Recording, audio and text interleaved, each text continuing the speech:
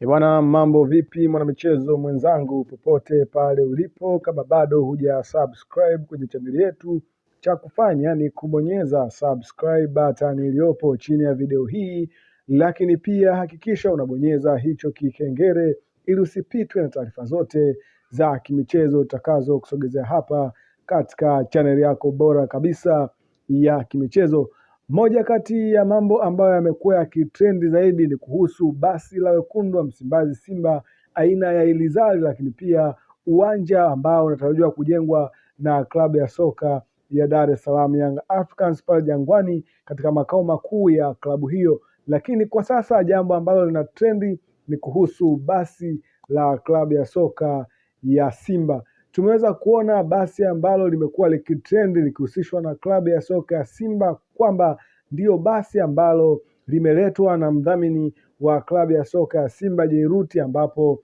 aliahidi kuleta basi zuri kabisa, basi ambalo watalitumia klabu ya soka ya Simba, kampuni ya Ilizari, na basi hilo kiukweli tayari limeshafika katika mikono ya klabu ya wekundu wa Msimbazi Simba kutokea Ulaya, na tumeweza kuona Jairuti akilikabidhi basi hilo kwa viongozi wa klabu ya soka ya Simba, na hii ni moja ya makubaliano yao ya kimkataba pamoja